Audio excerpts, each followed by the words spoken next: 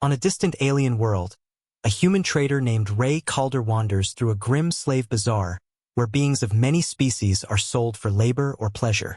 Among the cages sit two alien women, one with shattered wings, another with mechanical limbs barely functioning. The vendors mock them as useless. No one wants them. But Ray does something no one expects. He buys them both. What begins as an act of defiance becomes a galactic mystery about what worth truly means, and why these two outcasts were considered broken in the first place. The twin suns burned low over the alien bazaar, their dying light spilling across rows of iron cages that hummed with sorrow. The air was thick with the smell of oil, fear, and ozone. Every breath a reminder that this was where hope came to be traded, chained, and sold. Ray Calder stepped through the crowd in silence, the collar of his worn pilot jacket brushing his jaw, his boots crunching over cracked tiles engraved with alien runes. Traders shouted prices for slaves of every species. Fighters, courtesans, laborers. But his gaze didn't linger on any of them. He wasn't here to buy. Or at least, that's what he told himself when he landed. A vendor with pale, translucent skin waved a glowing data slate. Human trader. Looking for something efficient? Loyal? Still breathing. His smile showed a row of metal-capped teeth. Ray didn't answer. He moved deeper, past the stalls where lesser traders avoided eye contact, until he reached the back row, the part of the market where the failures were kept. The ones no one wanted. It was quieter here, except for the wind chime sound of alien shackles clinking as their captives shifted restlessly. Then he saw them. Two figures huddled in the corner cage, both draped in ragged blankets that once might have been ceremonial cloth. The first, Vara, had folded wings streaked with oil and scars, the metallic sheen of her feathers dulled and broken in several places. The other, Leary, was smaller, her limbs jointed with mechanical parts that didn't seem to match, some ancient, some new, all trembling from overuse. Neither lifted their eyes when Ray approached. The vendor there was different, older, his gray skin stretched tight over a frame like polished bone. His voice cracked through the silence. Ah, human, don't waste your credits here. Those two? Junk. Useless. The buyers want entertainment or power, not pity. He tapped a cane against the bars, and Leary flinched. This one barely speaks, and the winged one doesn't even move. Dead weight, both of them. Ray didn't reply right away. He crouched near the cage and studied their faces. Vara's eyes, when she finally looked up, glowed faintly blue under the dirt. Not mechanical, living light. There was something in them that stopped him. Leary's gaze, meanwhile, darted between them both, calculating. She was afraid, yes, but more than that. She was prepared for something. Prepared to be hurt again. The vendor sighed dramatically. Tell you what, buy one, get one free. The nearby crowd chuckled. A few aliens leaned in, smirking. One of them whispered, maybe the human likes broken toys. Another laughed louder. Maybe he's collecting pity trophies. Ray stood, brushing dust from his sleeve. How much for both? The vendor blinked. Both? You mean? I said how much? His voice was calm but left no space for negotiation. The vendor's grin faltered. Full price they're not worth. I'll pay full, Ray said, reaching for his credit tag. The crowd's laughter dimmed into a confused murmur. No one ever paid full price for rejects. No one ever wanted them at all. But Ray's hand was steady as he transferred the credits. The vendor, still trying to make sense of it, muttered, You'll regret it, human. They're nothing but trouble. Ray didn't answer. He unlocked the cage himself. The air inside smelled of rust and old rain. Leary flinched when the light from outside touched her face. Vara didn't move until he held out a hand. She stared at it for a long time, as though trying to remember what that gesture meant. Then slowly she reached out. Her fingers were cold, trembling, feathered at the knuckles where mechanical and organic tissue met. The crowd was watching now, whispering in amusement. Ray ignored them. Come on, he said quietly, his tone neither commanding nor kind, just human. You're free now. Leary whispered something in a language the translator implant in Ray's ear couldn't decode. Vara said nothing at all, but when she stood, her wings scraped against the bars, leaving a faint metallic sound that echoed through the market like a blade being drawn. The laughter stopped. Ray led them through the bazaar. Traders stared, some sneering, others murmuring to each other. A few spat on the ground as they passed. Human pity again, one vendor said. They always want to save something broken. He didn't look back. His ship, the Kestrel Dawn, waited at the far edge of the landing bay, its hull patched and scorched from years of travel. The ramp lowered with a hiss as they approached. Leary hesitated at the base, watching the glowing thrusters hum beneath the surface. Vara's wings folded tight, trembling. Inside, Ray said without force. Leary stepped forward first, limping slightly. Vara followed, her wings brushing against the metal door. Inside the cargo bay, the light was softer, tinted gold from the ship's aging lamps. They stood there silently, as if unsure what to do without chains. Ray moved to a storage locker, pulled out a blanket, and placed it near the heating vent. "You can rest here," he said. "No one will touch you." Neither answered. Their silence was heavy, not from distrust, but from disbelief. Hours later, as the ship rose through the upper atmosphere, Ray watched the marketplace shrink below. The cages, the shouting, the dust. He'd seen worse places in his travels, but something about those two eyes staring back from the cage had cut deeper than he expected. He poured himself a small cup of synth coffee and leaned back in the pilot chair. Behind him, he heard movement.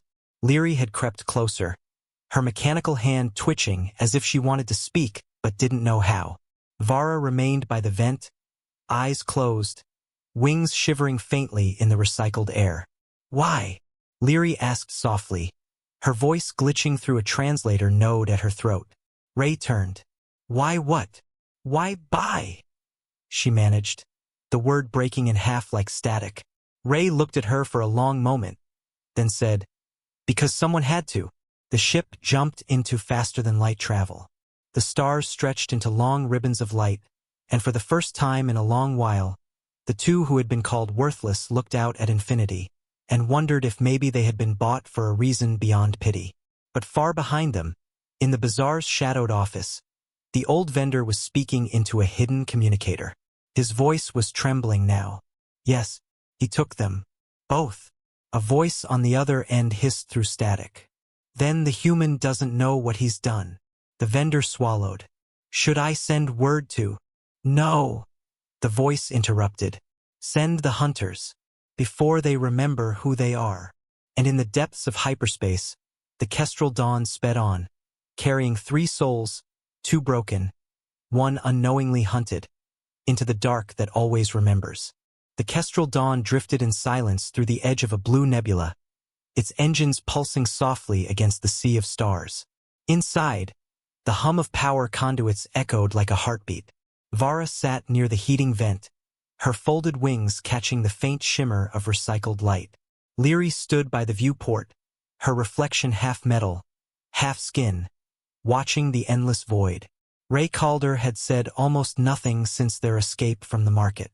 His hands worked methodically across a maintenance table, adjusting a set of nanogel vials and medical kits as if he'd done this 1,000 times. Neither woman had eaten. Neither had slept. Their eyes followed him, Vara's full of quiet suspicion, Leary's calculating every movement. The silence between them was tense, almost brittle, like something that might shatter with the wrong word. Ray finally broke it. "You need rest," he said without turning. Vara's voice came low, soft, yet edged with command. "You buy. You own. That's what they all say. Now you tell us to rest." Ray paused. "I bought your freedom, not you." Leary's eyes flickered as her internal processors struggled to interpret his tone. "Freedom," she echoed, her voice glitching. "That word. Not in my data." He glanced back, frowning slightly. "Then maybe it's time to write it in." Vara's wings shifted, feathers scraping metal. "You speak like someone who doesn't understand what's been done to us." Ray sighed, lowering his tools. "Maybe I don't, but I know what chains feel like. Different shapes, same weight." She studied him, her expression unreadable, and then looked away. Leary turned from the stars. You speak like you lost something. Ray smiled faintly, bitterly. Haven't met anyone who hasn't. The hours stretched on. Leary finally allowed him to scan her systems. She flinched when the diagnostic beam swept across her chest, old servos whining as the nanogel repaired torn circuits. Ray worked slowly, carefully, as though handling something fragile. Vara refused treatment at first, only watching him work. But when she saw how gently he touched Leary's damaged components, she reluctantly unfolded her wings. The outer plating was cracked in several places, the underlying tendons stiff from neglect. He worked without comment, sealing fractures with biofoam and nanofiber patches. She hissed once when the foam stung, but didn't pull away. Where did they find you to? Ray asked quietly. Does it matter? Vara replied. It might, he said, sealing another fracture. I need to know if anyone's looking for you. Leary tilted her head. If anyone looked, they stopped long ago. Vara gave a humorless laugh. No one looks for ghosts. Ray met her gaze, then looked down at the half-finished repair. Maybe they should. Later, he cooked. It wasn't much, protein paste and rehydrated grains, but the scent filled the cabin with something that almost felt human. Leary stared at her portion like it was an artifact from another life. Vara didn't move at all. You can eat, Ray said. It's safe. Leary's mechanical hand trembled slightly as she lifted a spoon. Vara hesitated, then followed. For a while, no one spoke. Then Vara said, Why full price? Ray blinked. What? In the market, she continued. You could have taken the offer. Buy one, get one free. Yet you didn't. Why? He thought about it. Because I'm tired of seeing people treated like clearance items. Vara's gaze softened, though her tone stayed sharp. You think that makes you better than them? Ray shook his head. No, just makes me angry. The ship's navigation lights flickered as they passed through a dense cluster of debris. Leary leaned closer to the viewport. Trajectory anomaly. Objects approaching, 30 degrees off bow. Ray's brow furrowed. Show me. He moved beside her, eyes narrowing at the readings.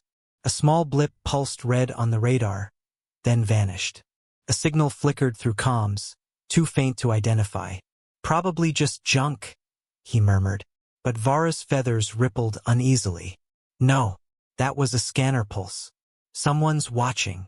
Ray adjusted the ship's course, powering down the beacon systems. Then they'll lose us in the nebula. As the ship descended into the violet mist, Leary tilted her head. Why do you help us? You could have left us there.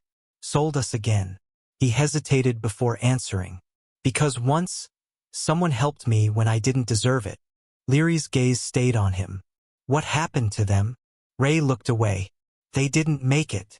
Silence settled again, heavy with questions neither side was ready to ask. Vara turned her face toward the vent, feathers trembling slightly in the recycled air. Leary's optics dimmed as she went into rest mode, faint blue light tracing through the cracks in her mechanical arms. Ray stayed in the cockpit long after they slept, staring into the nebula. A small part of him wondered what he was doing, why he'd risked his remaining credits, why he'd brought two strangers aboard who carried more secrets than scars. He didn't know the answer, but as he reached to dim the lights, he caught a reflection in the viewport. Not his own, but Vara's eyes, faintly glowing in the dark behind him, watching silently. She whispered, so quietly he almost missed it. Humans don't help for free. Ray turned, but she was already gone, the soft scrape of her wings fading down the corridor. When he returned to the navigation console, the long-range comm light blinked red. A coded signal was waiting, encrypted, untraceable. He played it once, and a distorted voice hissed through static. Human vessel Kestrel Dawn. You have retrieved restricted subjects Vara and Leary. Surrender them immediately, or be erased. The message cut off. The nebula glowed outside like bruised glass, hiding what might already be closing in. Ray leaned back, exhaling slowly. Guess someone is still looking after all, he muttered. And somewhere deep inside the ship, beneath layers of memory and fear, something in both women stirred, something that had been waiting to wake.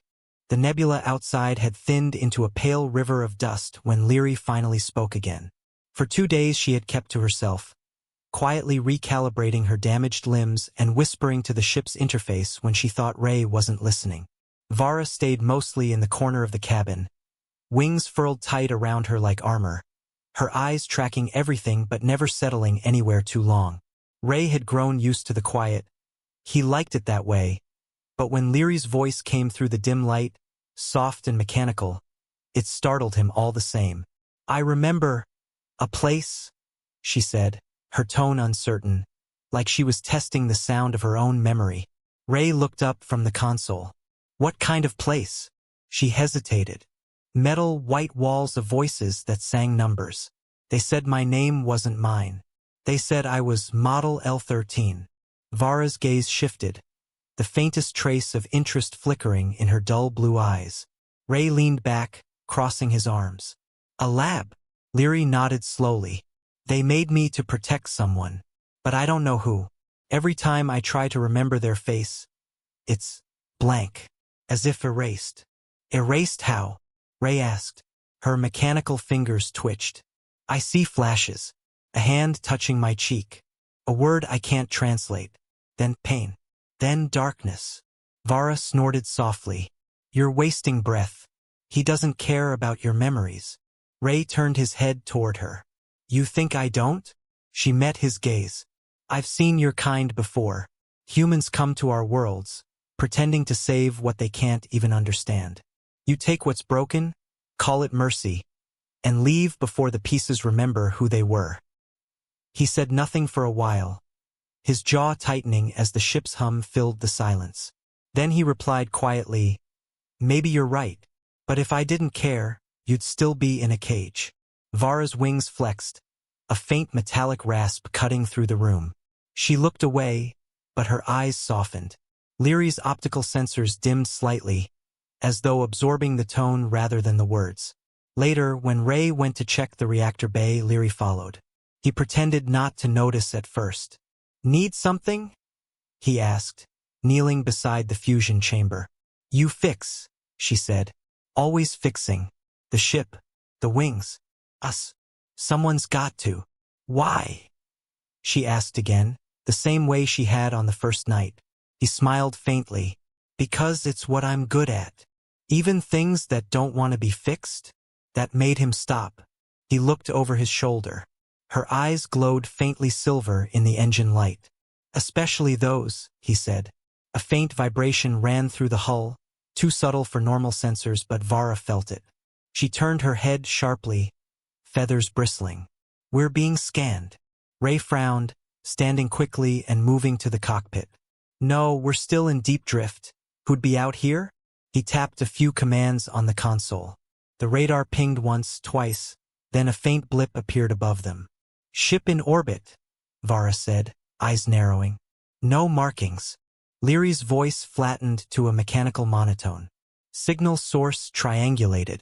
Encryption familiar." Ray's chest tightened. "Familiar how?" She didn't answer. Instead, she froze, staring at the static flickering across the ship's display. Her voice came again, faint, almost childlike.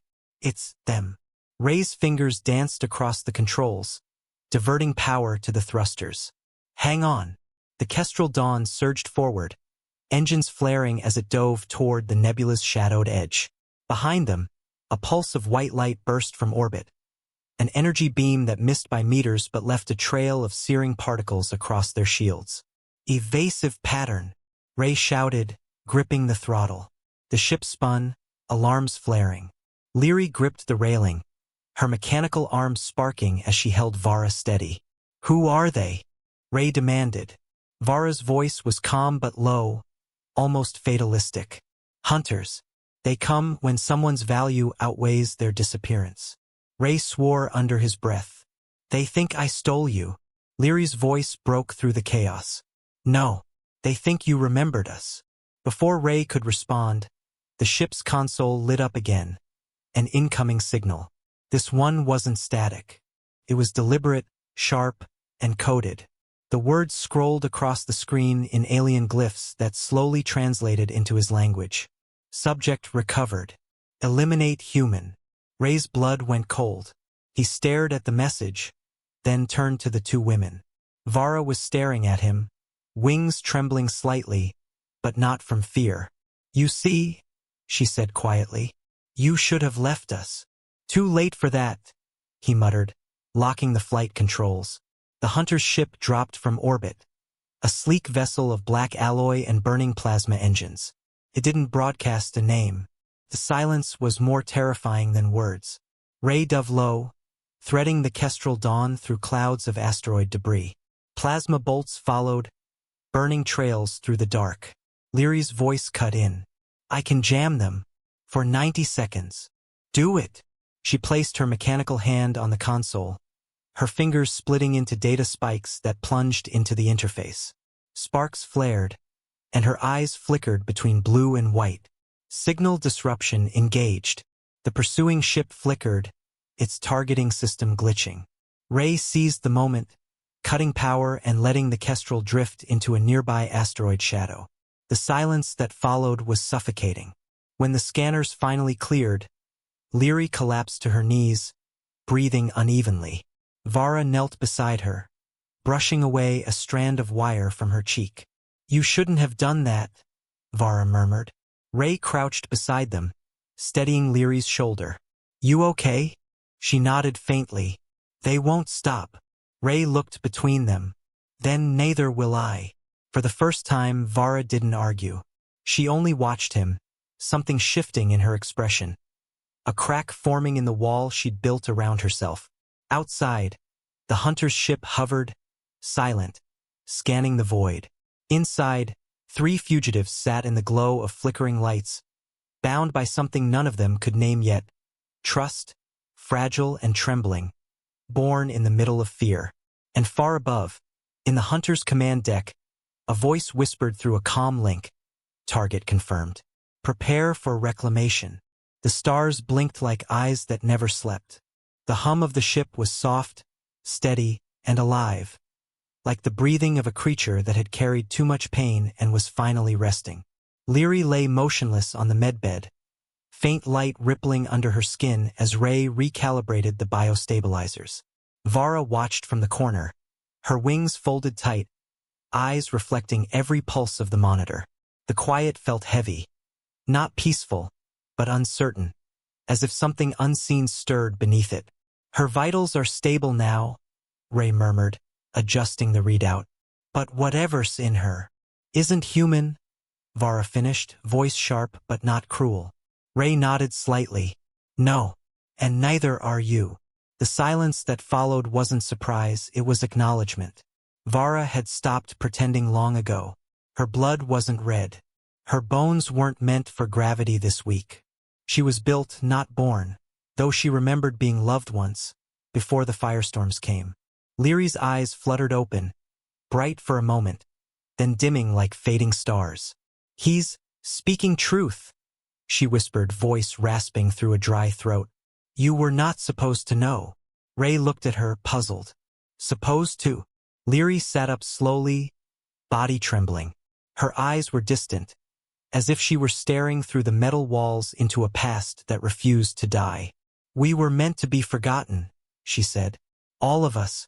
The royal casts, the weapons, the guardians, we were erased after the rebellion. Vara's wings twitched, feathers shifting like blades catching light. That word again, she said quietly. Rebellion.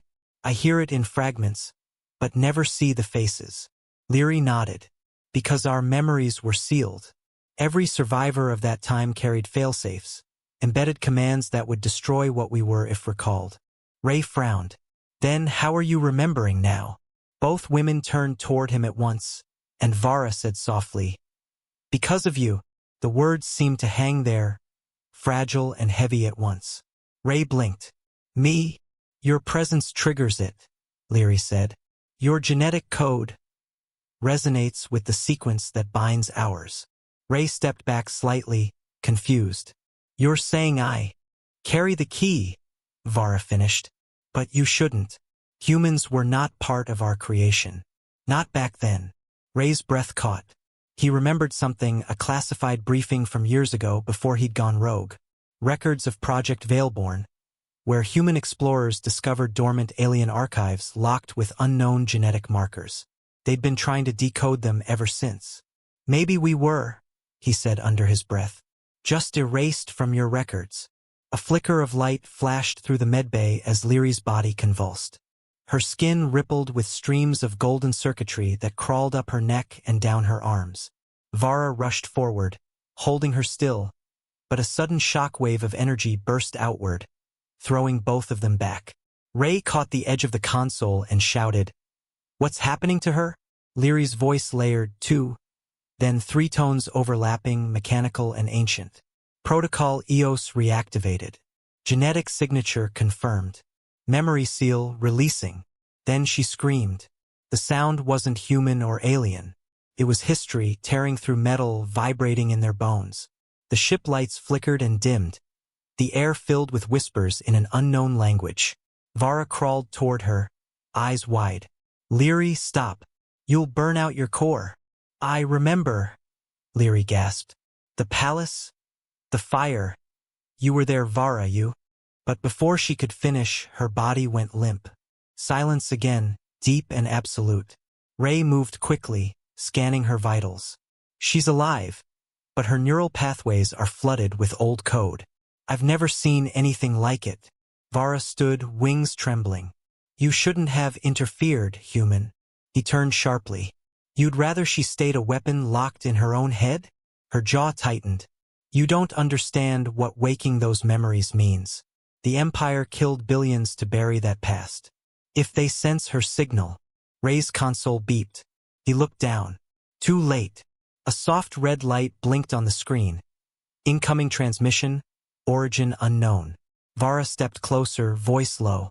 "Don't answer it." But the message played automatically, a distorted voice crackling through the static. Subject Vara 9. Subject Lyri 0. Retrieval directive active. Termination of human asset authorized. Coordinates locked. Then the screen went black. Ray's expression hardened. "They found us." Vara shook her head, disbelief bleeding into anger. "It's impossible. We're light years from the nearest relay. Unless something on board's broadcasting," Ray muttered, scanning the readings. The failsafe, when Lyri's memories reactivated. It must have triggered a beacon. He turned toward Vara. "We need to disable it." But Vara wasn't listening. She was staring at her own reflection in the viewport, the faint golden glow under her skin pulsing in rhythm with the ship's sensors. "It's not just her," she whispered. "It's me too." "What do you mean?" Ray asked. She closed her eyes. "My caste was the Royal Flight Guardians of the Architect line. We were bred for loyalty, perfection, obedience. When we failed to protect our creators during the rebellion, the survivors implanted us with a recall sequence. If ever we remembered the truth, we would summon them." Ray's voice dropped to a whisper. "And now you have." Vara nodded, tears forming though her expression stayed hard. "You can still run, human. You bought us, but you owe us nothing.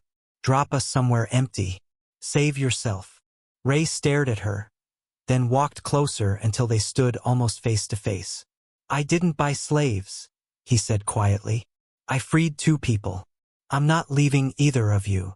For the first time since she'd met him, Vara looked away first. Her voice cracked. "Then you'll die for nothing." He smiled faintly. "Maybe, but it'll be my choice." The ship trembled suddenly, not from weapons fire, but from the surge of something inside. The lights dimmed again, this time flickering in sync with Vara's pulse. She clutched her head. "No, no, not now." Ray reached out instinctively. "Vara!" But before he could touch her, energy flared from her wings. Not light, not flame, but a soundless ripple that distorted space itself. The walls shimmered, the air grew thick, and for a second, Ray saw something impossible. A grand hall of ivory pillars, a burning throne, and legions of winged beings kneeling before a collapsing sun. Vara screamed. The vision vanished, and she collapsed into Ray's arms. He lowered her gently, scanning her vitals. They were erratic, fluctuating between organic and synthetic readings. "She's caught between two neural patterns," he muttered. Leary stirred from the medbed, voice weak but clear. "She saw it too, didn't she?" Ray turned. "What did she see?" "The fall of Vailthar," Leary whispered. "The day our kind tried to ascend beyond life, and burned our creators instead." She looked up at him with eyes that glowed faintly gold now, mirroring Vara's. "We were built to serve gods, but in trying to become them, we destroyed them." Ray sat back slowly, the magnitude of it sinking in. "And now they want to make sure no one remembers." "Yes," Leary said, "because remembering makes us dangerous." Vara stirred, whispering words in an ancient tongue. The translation unit couldn't catch them, but one word echoed clear and cold through the ship's speakers: "Return." Ray froze. "She's activating something." Leary stood unsteadily, trembling. "It's the failsafe command. If it completes, she'll lead them straight to us." Ray's mind raced. "Then we shut it down." "How?" He looked from Vara to the console, to the core interface glowing faintly red. His jaw set. "By going into it." Leary blinked. "You mean linking?" He nodded. "You said my genetic code resonates with theirs. If that's true, I can override it. But I'll need access to her memory core." "That's suicidal," Leary warned.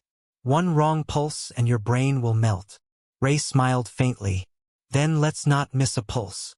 The hum of the ship deepened as he connected the neural uplink.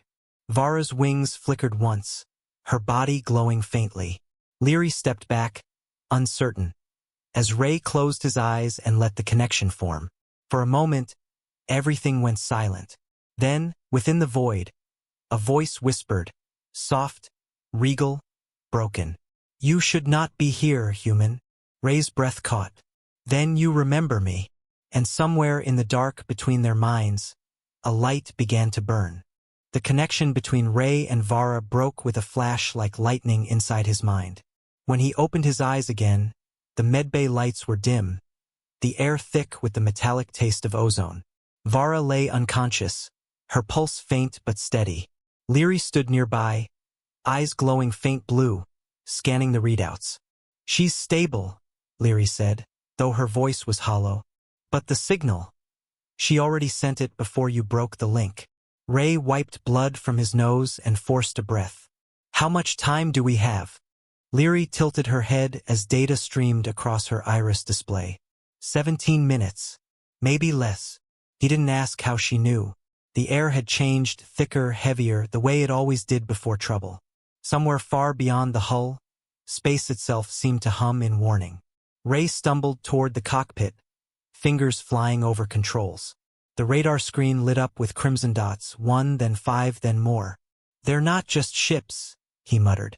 "It's a fleet." Outside, dark shapes emerged from the void. Angular ships with mirrored hulls, their engines pulsing with eerie silence. The Bounty fleet. Leary appeared beside him, her movements eerily precise now. "Those ships are Thalran design. Hybrid stealth cores. They don't use comms or energy trails. They hunt by resonance." Meaning they already have our signature." Ray's hands tightened on the throttle. "Then we make them lose it." He dove the ship sharply toward the shadow of a nearby moon, using its magnetic field to scramble their trail. But the fleet followed perfectly, each ship gliding like a predator that never blinked. A voice crackled through the calm, distorted but clear enough to send a chill through them all. "Human vessel. You are harboring Imperial fugitives designated Vara 9 and Leary 0. Surrender the assets, and you will be spared." Ray didn't answer. He looked instead at the reflection of his own eyes in the console. Tired, bloodshot, but burning. "Ray," Leary said carefully, "if you refuse, they'll open fire." He smiled faintly. "Then we'll just have to fire back." Leary blinked, almost startled. "You don't stand a chance. Your ship's weapons are primitive." "Then I'll improvise." Before she could respond, a searing beam sliced past the hull, grazing the left engine. The ship shuddered violently. In the medbay, Vara's body jerked awake with a gasp. Her eyes opened, pure gold this time, and for a moment, she didn't breathe like something alive, but something remembering what it once was. "Ray," she whispered. "They've come." She staggered toward the bridge, clutching her side. Her feathers, what remained of them, shed faint particles of light that drifted in zero gravity. "Stay down," Ray said. Her gaze cut through him, fierce even in exhaustion. "This is my fight." He didn't argue. There wasn't time. The fleet surrounded them now, a ring of silent hunters, each marked with the emblem of a dying empire. One transmission blinked again, audio breaking through static. "You cannot protect what was built to die." Vara's expression hardened. "They always said that." The first volley struck, 6 plasma bolts slicing through the dark. Ray rolled the ship hard, but the shields screamed under pressure. Warning lights flared red across the control board. "Shields down to 30%, Leary said. "Reroute auxiliary power," Ray ordered. "There is no auxiliary," she replied flatly. Vara stumbled forward, one hand gripping the bulkhead. "Give me access to the power core." Ray turned. "You're not." "Do it," she shouted, eyes glowing brighter. "It's not for me. It's for her." Leary froze. "For me?" Vara nodded. "You were built as a weapon, Leary. I was built to guard the ones who created you. Together we can." Another explosion rocked the ship, cutting her off. Sparks rained from the ceiling. Ray grabbed the console to steady himself. "Tell me what you need," he said. "Open the link to the core chamber," Vara commanded. "And trust us." He hesitated a heartbeat, then keyed the override. "It's open." The two women moved as if guided by instinct older than memory. Leary's body shimmered, her skin fracturing into patterns of light as the cybernetic lattice beneath came alive. Vara pressed her palms to the glowing chamber wall, wings spreading despite their broken edges. The air vibrated. "Energy transfer initialized," Leary said, voice now layered, human and machine at once. "Core resonance stabilizing." Ray watched in awe. For a brief second, the ship stopped creaking. The alarms quieted. Everything hummed with impossible stillness. Then the light erupted. A shockwave burst outward, rippling across the hull, catching the nearest bounty ships and tossing them like debris.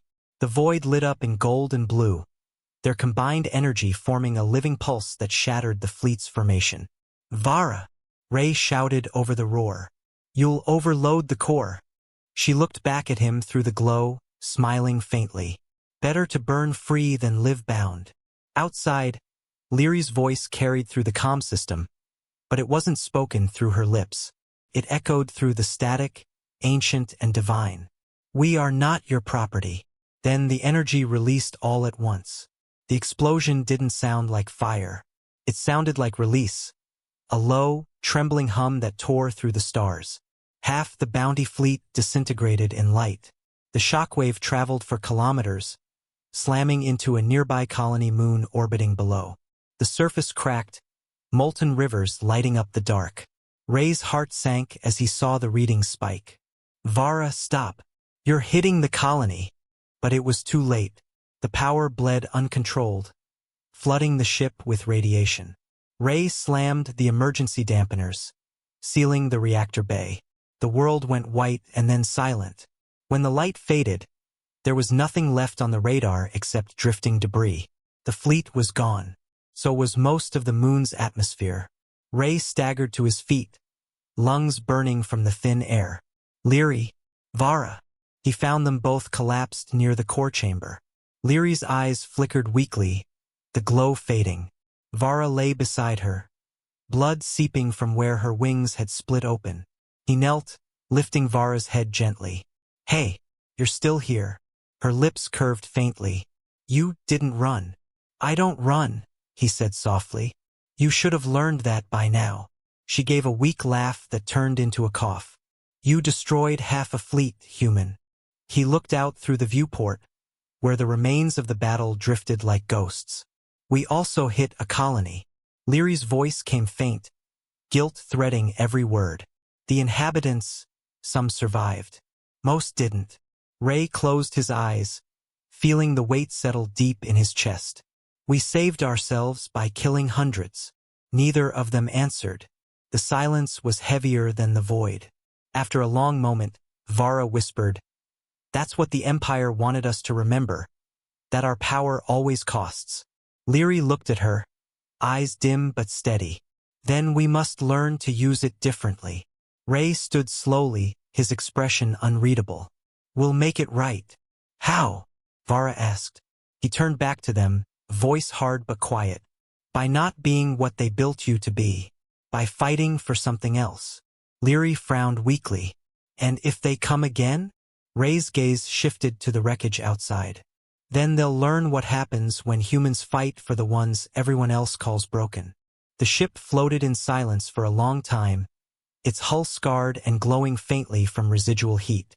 Inside, Vara and Leary rested side by side in the dim light. Ray sat at the controls, staring at the burned colony below, guilt burning like a second sun inside him.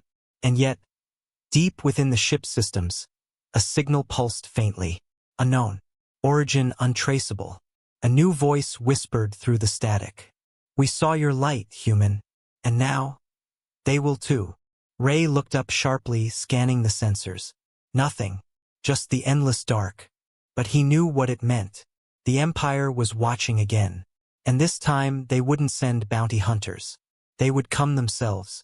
The nebula outside the viewport stretched like a river of dying fire, tendrils of violet and crimson winding through darkness, shimmering faintly against the hull of the Kestrel dawn.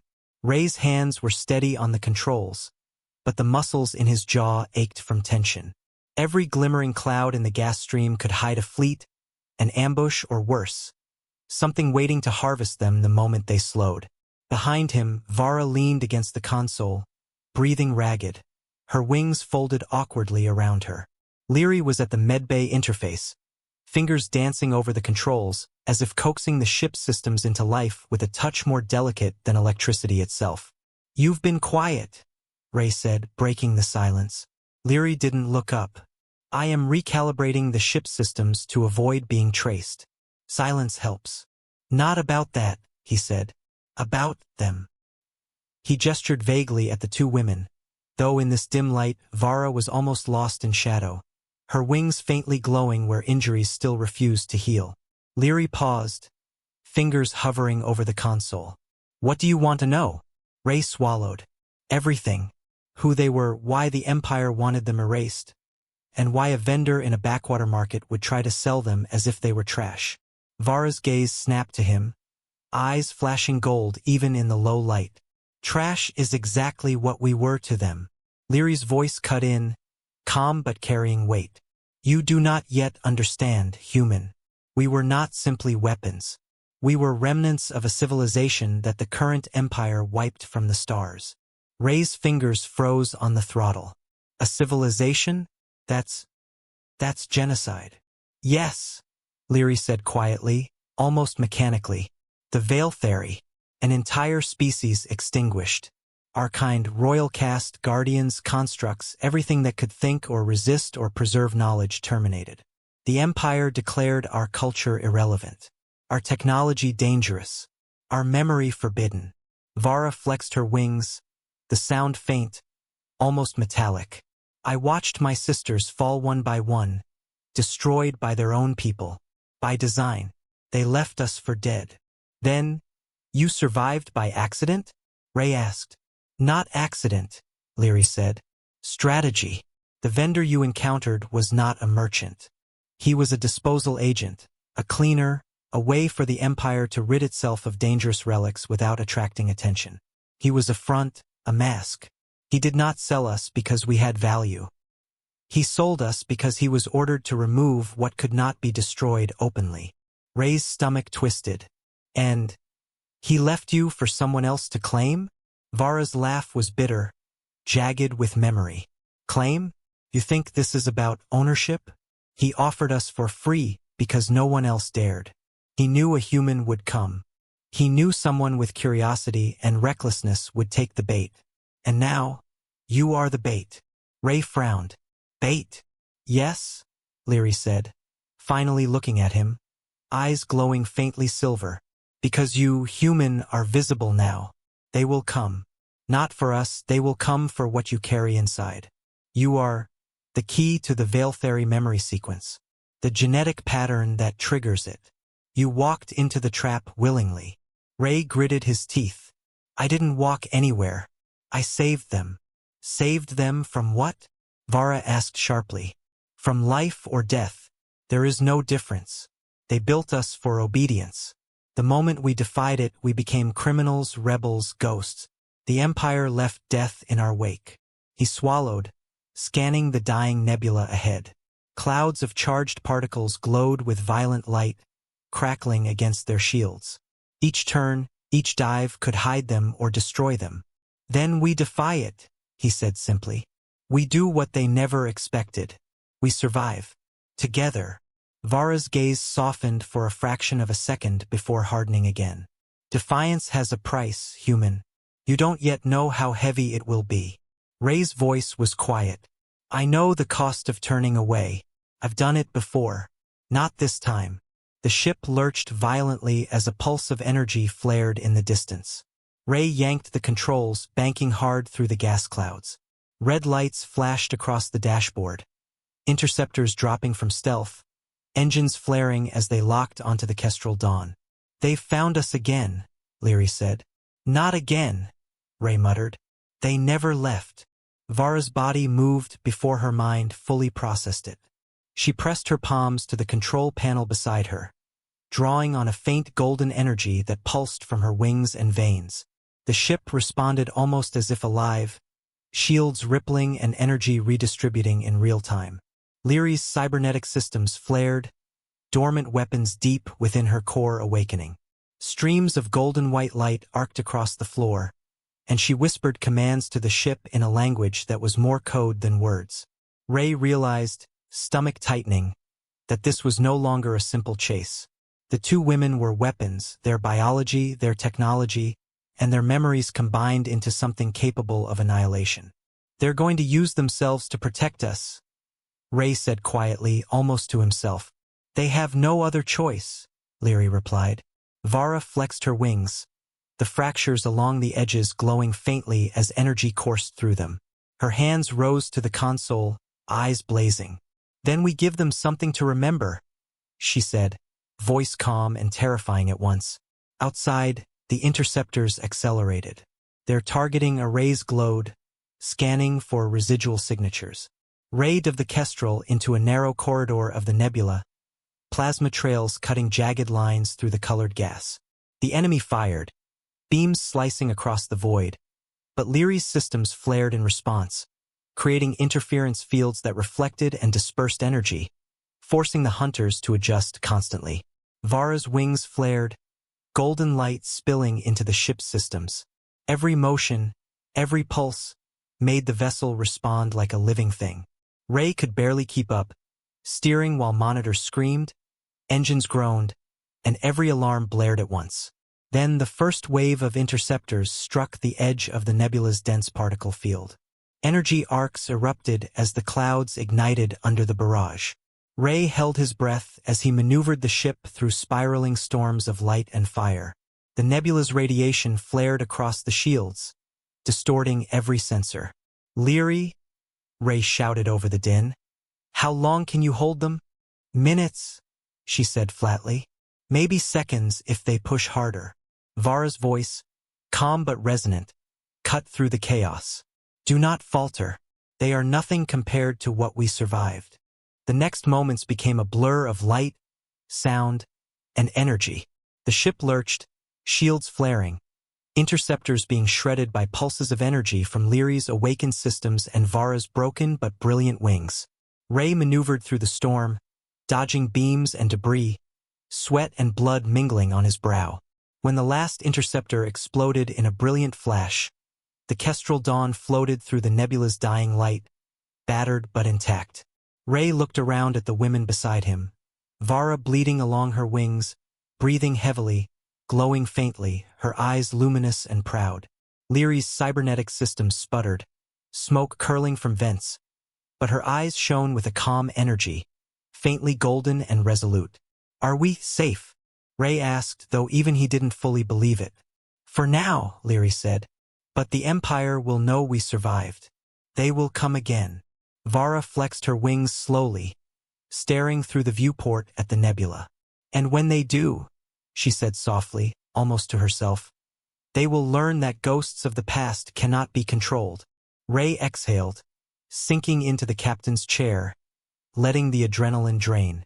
The ship creaked, systems stabilizing. He looked at them, two beings once considered worthless, now half-luminescent and terrifyingly alive. "I didn't buy trash," he said finally. "I bought courage, defiance, and something the Empire never expected." Vara smiled faintly, weak but real. "Then keep it, human, because we are not going back.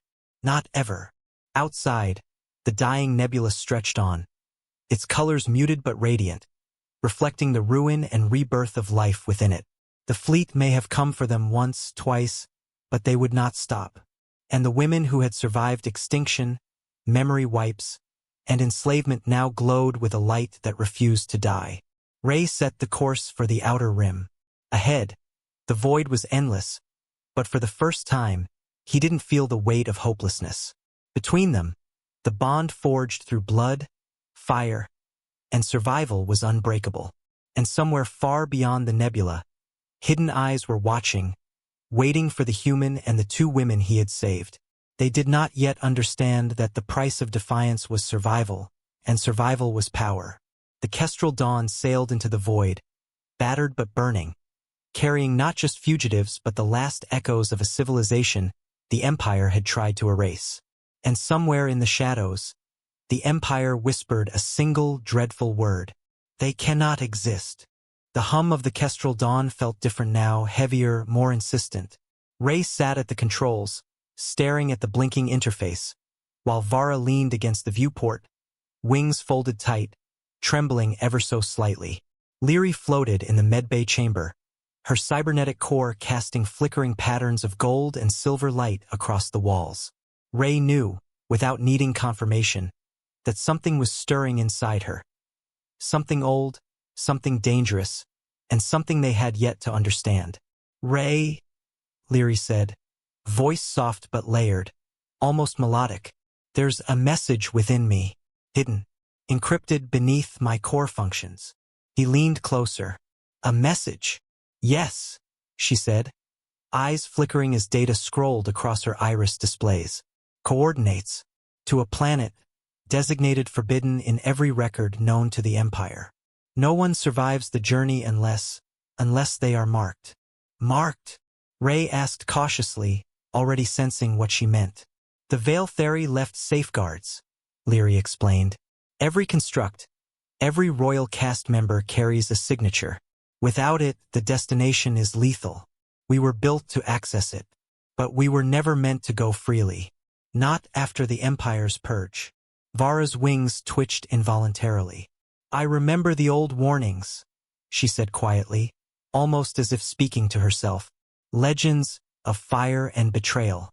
The Creator's last words. A human face. We built them to feel." Ray froze at that. "A human face?" Vara shivered. "Centuries old. Came in fragments, in dreams. A warning, or perhaps a memory of what was lost. And why we cannot trust the Empire." The ship shook suddenly.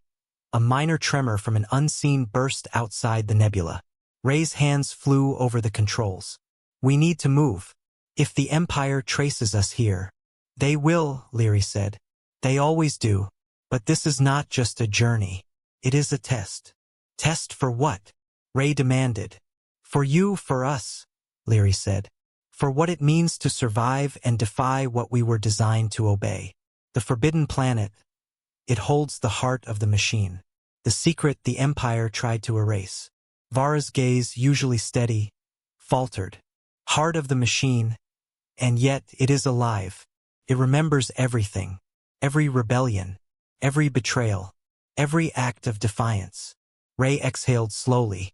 "Then that's where we're going. If this is the key to stopping them, if this is where the Empire hid the truth, we can't turn back." Leary's systems flared, a faint golden pulse rippling through the medbay. The journey is dangerous. The planet is cloaked in storms, in gravity wells, in defenses that will tear apart any unprepared vessel. Vara's wings flexed, catching a flicker of light from the nebula. We've survived worse. But we may not survive together if we are unready. Ray walked to them both, standing between the gold and silver glow of their forms. We don't have a choice. We either go or the Empire will find us first and destroy everything. Everything you two survived to preserve. I don't care what the cost is. We go together. A moment of silence passed. Then Leary nodded slowly, systems quieting to a soft glow. Coordinates locked. Initiating trajectory. The ship surged forward into the nebula's heart, dodging tendrils of superheated gas that threatened to tear apart its hull. Ray held the controls with a white-knuckled grip. Vara and Leary were tethered to the systems now, their energy pulsing in rhythm with the ship's core, creating a symbiosis between human will and alien precision. Hours passed in tense silence. Vara's wings occasionally shivered, light tracing the fractures along their edges. I saw it again, she whispered finally, voice trembling. The fire, the palace burning, the human face. It was smiling but sad, as if knowing what we would become, and yet, they built us to feel. Ray didn't respond immediately. He could almost feel the weight of centuries pressing down. Lives built, destroyed, remembered only in flashes. Then we feel now, he said softly. We act now. That's what they never expected. Leary's core pulsed brighter. We are approaching the planet's defenses. Gravity distortion fields, energy lattices. I recommend careful navigation. Ray's hands flew over the console, the ship twisting through invisible currents of energy. Outside, the nebula's storms seemed to reach for them, as if trying to stop their progress. The storm flares reflected in Vara's eyes, and for a moment, she looked almost fragile, the powerful aura around her dimming. You're afraid, Ray said quietly. Vara's lips pressed thin. Afraid of remembering too much, of failing, of what it will cost us if we cannot survive. Ray reached out, resting a hand gently on her wing. You won't face it alone. A faint ripple of energy passed from her to him, a pulse almost like a heartbeat. We shouldn't have to do this, she said softly, almost to herself. Maybe, Ray replied, but we do. The first wave of planetary defenses struck without warning. Plasma arcs cutting through space, magnetic fields twisting the ship violently. Ray banked hard, screaming through the controls, but Leary and Vara reacted instantly. Leary's systems flared, projecting shielding patterns that bent the arcs around the ship. Vara's wings radiated a brilliant light, energy tearing through the storm as though she were a living conduit. Ray, Leary said urgently, voice layered in static and warmth. I can guide you through, but you must trust us completely. One wrong move. I trust you, Ray shouted over the roar. Now get us there. Vara and Leary worked in tandem with the ship, their energy and will fusing with human instinct in a dangerous, beautiful dance. Every deflected plasma arc, every maneuver through turbulent energy currents brought them closer. The forbidden planet loomed ahead, a dark silhouette against the dying nebula, storm clouds swirling violently across its surface. Coordinates locked, Leary said. Final approach in 30 seconds. Vara's wings flexed, glowing brighter. I feel it, the heart, beating beneath the surface. It is alive. Ray swallowed. Then we're not just survivors. We're the reckoning. The ship descended into the storm, dodging spikes of lightning that tore through the atmosphere. The winds battered the hull, systems screaming in protest, but Ray and the two women held steady. A faint outline emerged below, an immense structure half buried in volcanic rock, glowing faintly as if the planet itself were alive. Leary's voice was tense. The heart is close. Approach with caution. Any misalignment, and the system will destroy intruders. Vara's wings unfurled despite their injuries, light flaring like a beacon. We were built to reach this place. I will not fail now. Ray gritted his teeth, piloting the ship through the final stretch of turbulent energy. The core of the forbidden planet pulsed like a living heart, rhythms echoing in his chest as if synchronizing with their own. The enormity of what they were about to uncover pressed down on him, suffocating, thrilling, terrifying. Finally, the kestrel dawn broke through the final energy barrier. Below, the surface stretched like a labyrinth of metallic spires and shimmering canals. At the center, an immense machine pulsed with light, tendrils extending into the planet's crust. Ray's breath caught. "That's it," Leary said, awe and fear in her voice. "The heart of the machine." Vara stared silently, wings crackling faintly. "And now, we must face what we were made to feel."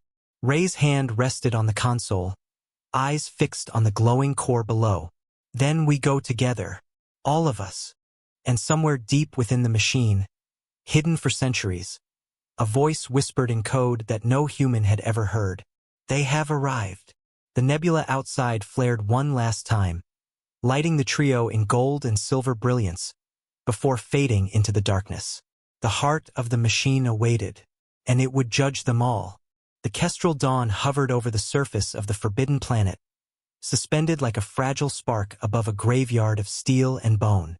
Storms roiled below, lightning slicing through the metallic ruins, illuminating skeletal remains of machines and the faint traces of long-dead organic life. The hum of the ship's engines mingled with the faint vibrations emanating from the planet itself. It was alive, Ray realized, but not with a warm pulse, with memory.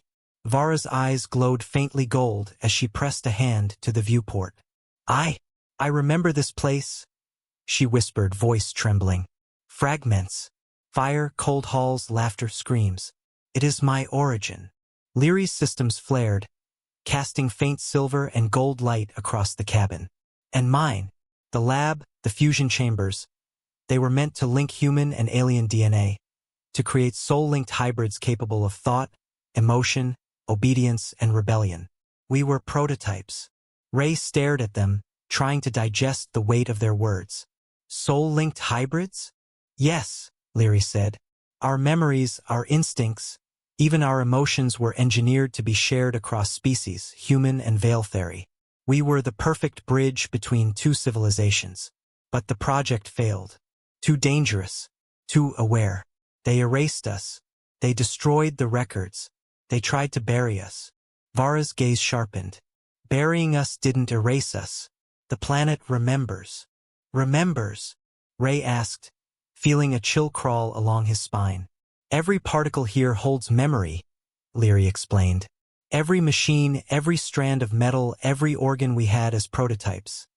It is all encoded in the planet's core. It is conscious in its own way." Ray swallowed hard, scanning the ruins below. Jagged towers of fused bone and metal jutted from the surface like the spines of sleeping beasts. Pools of blackened liquid shimmered with faint bioluminescent traces. Strange skeletal machines, some human in design, some alien, littered the landscape, half buried in ash and corrosion. "They built a world to remember us," Vara said softly, "and perhaps to judge us." Ray's thoughts went elsewhere. His own pulse quickened as he studied Leary and Vara. "If you were hybrids, soul-linked, then I might share something with you?" Leary's eyes flickered, scanning his genetic signature. "Ray, you carry a partial sequence. The same markers implanted in the prototypes. You are connected. Somehow, unknowingly. You were the human template." The words hit him like a shockwave. He stumbled back, grasping the console. I'm part of this." "Yes," Leary said, voice trembling slightly. "You were unknowingly engineered into our lineage. Your DNA was used to stabilize the hybrid interface. Without you, our souls, our instincts, our ability to resist the Empire would not exist." Vara's wings shimmered faintly, light radiating from the fractures. "You are why we survived, and why the Empire fears us still." Ray's mind raced. "So, this planet, this lab, they remember us because of me? Because of all of us?" "Yes," Leary said softly. "Every memory, Every choice we made, every act of defiance is stored here. And now that you are here, the memory awakens. The trio descended, Ray guiding the Kestrel Dawn carefully through jagged towers of fused bone and metal. Electrical arcs of lingering energy danced across the landscape, lighting the surface in bursts of violet and gold. The storm above mirrored the tension below. Violent, unpredictable, alive. Vara and Leary moved with uncanny precision, almost as if the planet itself was guiding them. Vara pressed her palms against a jagged metallic wall, whispering in a language that resonated with the structures themselves. The machines stirred faintly, gears and skeletal limbs shifting as though responding to her presence. "Do you feel it?" Vara asked, wings flexing. "The lab, it remembers who we are. It feels like it's calling us home." Ray followed them cautiously, marveling at the strange synchronicity. "It's like it's alive." "It is alive," Leary corrected. "Memory itself is consciousness. The Veil Theory encoded everything into this world. They did not just create us, they created a record of themselves, of their failures, and of hope. And you are part of that hope." They reached a central chamber, a massive fusion dome of glass-like alloy fused with bone and wires. Inside, dormant pods lined the walls, skeletal constructs half buried in energy conduits. Ray felt the hum of the planet intensify as he stepped closer. Vara touched one of the pods, and images flashed across her vision. Fire, experiments, laughter, and betrayal. "This was the creation chamber," she whispered. "The place where humans and Veil Theory worked together centuries ago. We were built not to obey, but to feel, to connect, to endure." Ray's heart pounded. He reached out instinctively, touching a console fused with bone and circuits. Images flickered across the surface. Not recordings, but memories, alive and interactive. Faces of humans, Veil Theory, and hybrids flashed. Among them, centuries-old humans, the same faces that haunted Vara's dreams, whispering, "We built them to feel." He turned to Leary. I see it. My ancestors, your creators, they made me part of this too." "Yes," she said softly, almost in awe. "You are the missing link. Without your presence, the memory would remain dormant. The planet needed you to awaken fully." Vara's wings flared, energy spilling across the chamber. "And awaken it we will. The Empire cannot erase what remembers. They cannot destroy what feels." Ray's gaze swept across the room. Pods, skeletal machines, fusion arrays, all waiting, listening, alive in some unfathomable way. The realization struck him.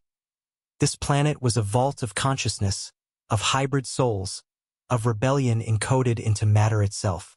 "They built all of this to survive themselves," Ray said softly. "To survive the Empire.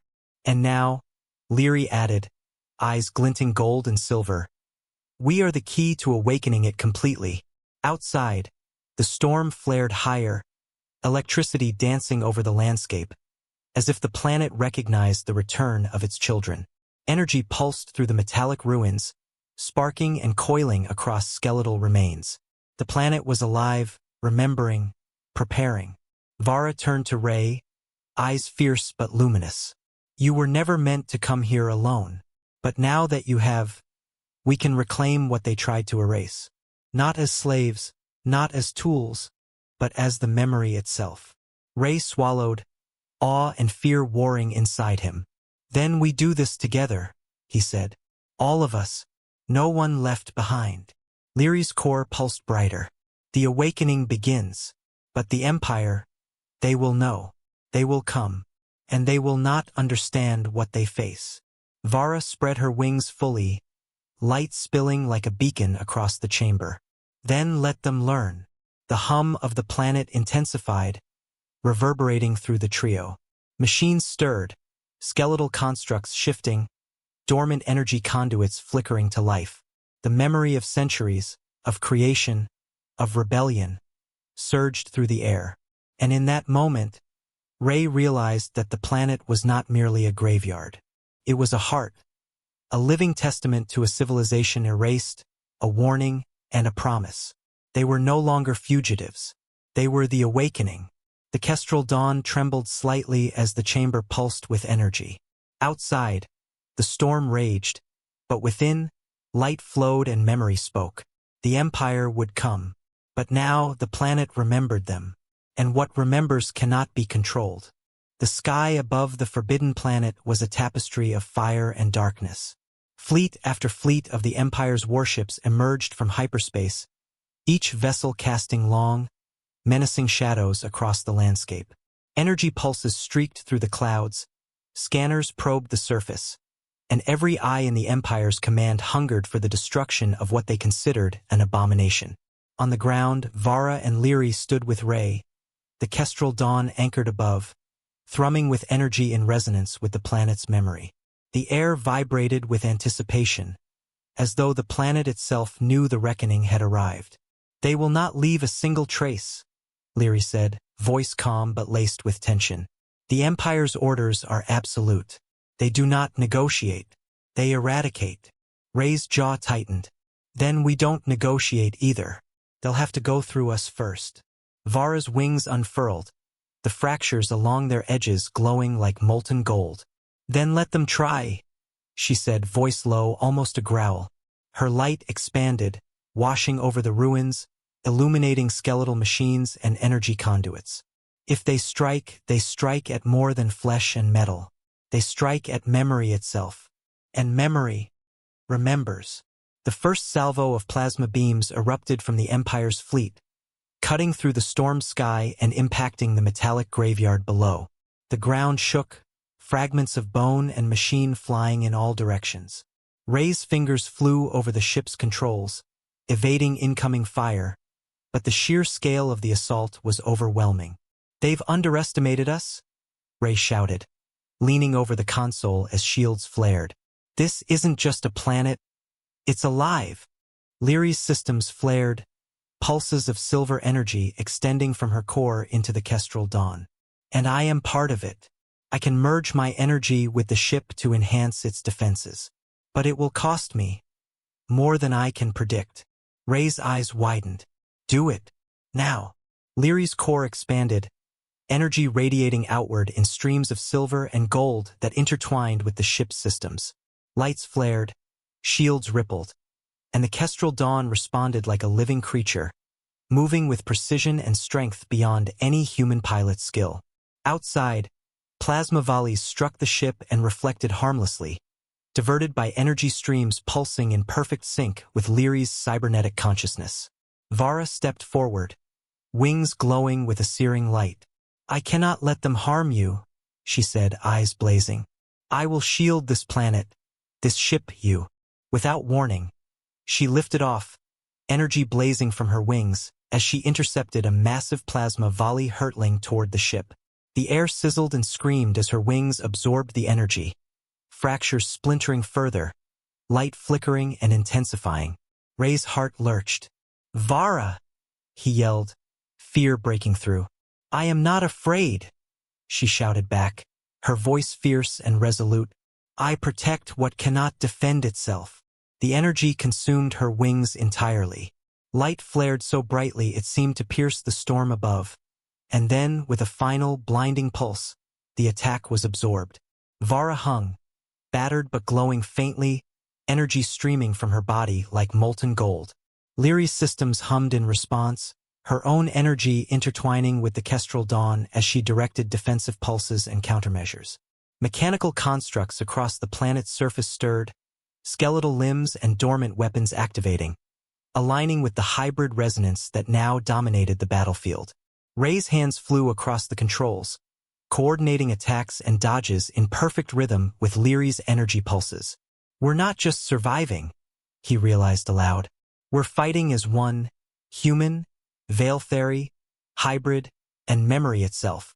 The Empire's fleet, vast and relentless, unleashed wave after wave of precision attacks. Each salvo seemed calculated to overwhelm, yet the trio's synergy was unmatched. Lyri's integration with the ship allowed instantaneous reactions. Vara's wings, even fractured, projected shielding and energy bursts, and Ray's human ingenuity guided the ship through impossible maneuvers.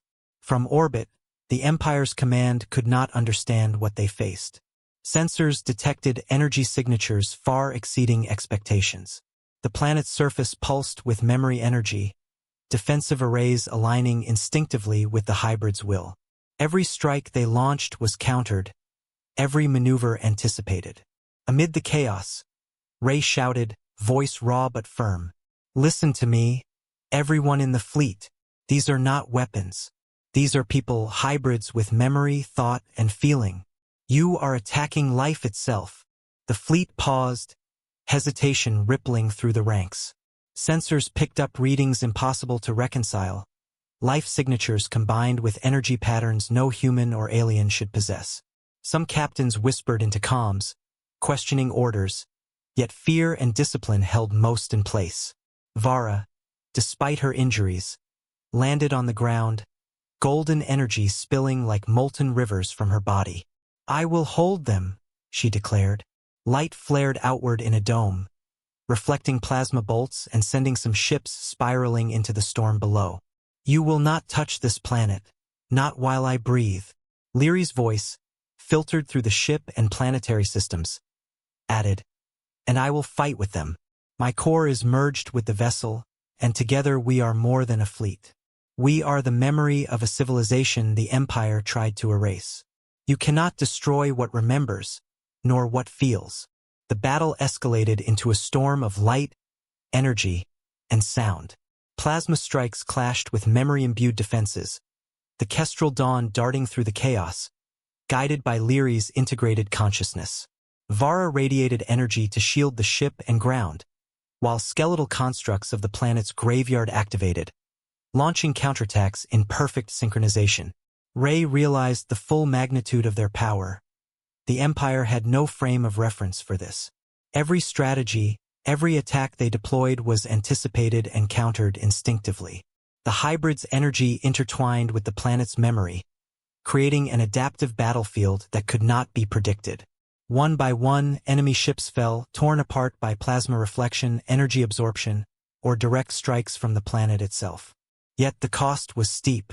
Vara's wings were gone, fractured and melted entirely into her being, leaving her with only faint traces of light flickering along her arms and back. Leary's systems strained against the continuous overload, core temperature rising dangerously as she pushed beyond known limits. Ray gritted his teeth. "We can't let them regroup. Finish this now." Vara, glowing faintly despite her loss, nodded. "Then we show them the final truth. Hybrids are not weapons. We are living history. We are memory. And we are unbroken."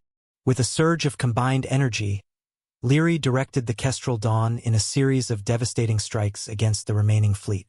Simultaneously, Vara projected a continuous shield, deflecting any surviving plasma bursts. The skeletal constructs of the planet's surface erupted, sending arcs of memory energy that ripped through the enemy ships. The Empire's fleets faltered. Panic rippled through the command ranks as they realized their weapons could not penetrate defenses that responded faster than thought. Guided by beings who were half machine, half bioengineered hybrid, and wholly alive with memory. Finally, a massive detonation rocked the atmosphere as the last flagship fell, energy flares spreading across the storm above the planet. Silence fell, broken only by the faint hum of the planet and the Kestrel Dawn hovering over it, battered but intact.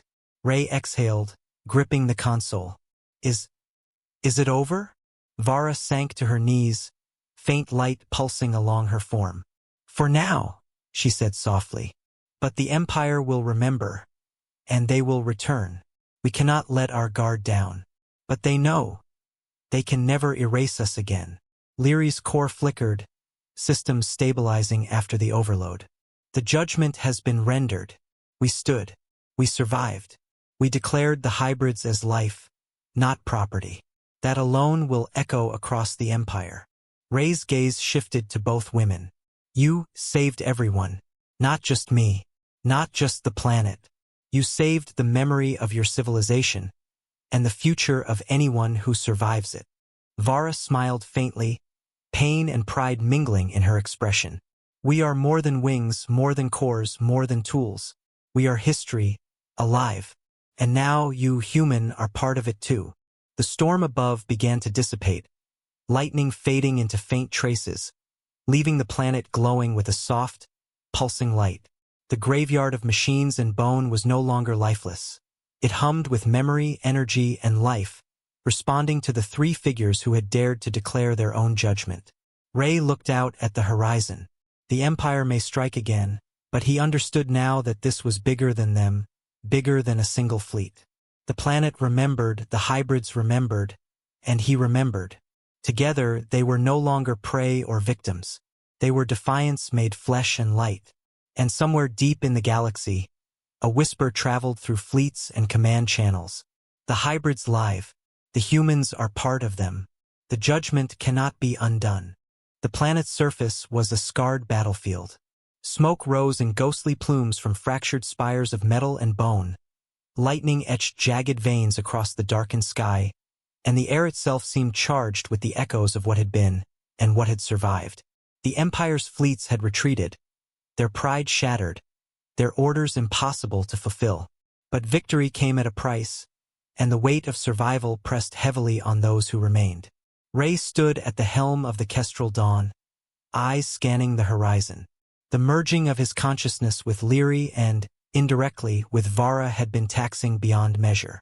Energy pulses from the planet's memory resonated through them all, binding human instinct, cybernetic logic, and hybrid emotion into a single, fragile but powerful unity. He could feel their pain, their memories, their triumphs, and they could feel his determination. Together, they were something new, something no empire could control. Vara hovered above the cracked landscape, her wings now faintly glowing fragments of their former brilliance. She was fragile, yet stronger than any force the Empire had brought to bear. Leary's core, integrated with the ship, pulsed like a living heart, projecting protective fields and stabilizing the energy of the planet itself. "We did it," Ray whispered, not daring to fully celebrate. "The planet, it's free. We're free." Vara looked at him, eyes golden and fierce. "We survived, not because anyone gave us a chance, but because you saw what no one else did. You saw us as worth something, even when no one else would." Leary's voice, woven with digital resonance, spoke softly. "Worth is not assigned by ownership. Worth is defined by existence, by the choice to fight, to feel, to endure. The Empire could never understand that." Ray stepped down onto the cracked surface, feeling the pulse of the planet beneath his feet. It vibrated in rhythm with Leary's energy, with Vara's wings, and now, somehow, with his own heartbeat. He realized fully that they had become more than a trio of fugitives. They were a living testament to the power of defiance and the spark of humanity reaching across the stars. The storm above began to break, lightning dimming into faint sparks, revealing the fractured but proud landscape. Shadows of skeletal constructs, once dormant, now moved slowly, almost ceremoniously, across the battlefield. The planet itself seemed to recognize the survivors, acknowledging their victory not as conquest, but as liberation. Ray turned to the two women. "The galaxy will know. They will hear of this. But what do we do now?" Vara's wings flexed slightly, energy radiating like molten gold. "We continue. We preserve the memory of what was lost. And we remind anyone who comes after that life cannot be bought or sold. That we define our own worth." Leary's systems pulsed brighter, intertwining with Ray's consciousness. "We will be the memory keepers, not slaves, not weapons, but witnesses. Our existence is a declaration, a light in the darkness. The Empire cannot extinguish it." A faint shimmer appeared across the horizon, a ripple that carried beyond the planet itself. Messages encoded in the energy fields traveled into space. Fleets across neighboring systems detected it, a resonance unlike any signal they had ever encountered. The whispers began, subtle at first. The tale of a human who purchased what the galaxy had discarded, and in doing so restored their value, their identity, their freedom. Ray felt a warmth spread through him, part human, part synthetic, all soul. He looked at Vara and Leary, feeling their gratitude, their memories, their strength. He realized that their survival was not just theirs. It was a declaration to every corner of the galaxy that life, identity, and worth could not be owned or erased. Vara stepped closer to him, her glowing wings flaring faintly as energy pulsed across the battlefield. "We survived," she said quietly. "But not just because we were strong, because you believed in us. You saw what no one else did. You made a choice." "I just did what I had to," Ray replied, voice steady. "I couldn't let them be discarded. Not after everything they had survived." Lyri's core pulsed warmly, intertwining with Ray's mind. "And now our existence is proof. Proof that defiance, empathy, and unity can create a force no empire can control. We are living evidence that value is not granted. It is recognized, protected, and fought for." The planet's energy surged again, light spilling into the skies like auroras, casting shadows that danced across broken spires and skeletal constructs. The memory of a lost civilization, the remnants of human-alien collaboration, and the new bond forged between the human and the hybrids combined into a radiant beacon. It stretched across the stars, reaching ships, colonies, and isolated worlds, whispering a legend that would not be forgotten. Ray reached out to touch the fused energies of Lyri's core and Vara's lingering aura. He felt centuries of lost history, of rebellion, of hope and despair, flowing into him. And in that moment he understood fully. They were not just survivors. They were symbols.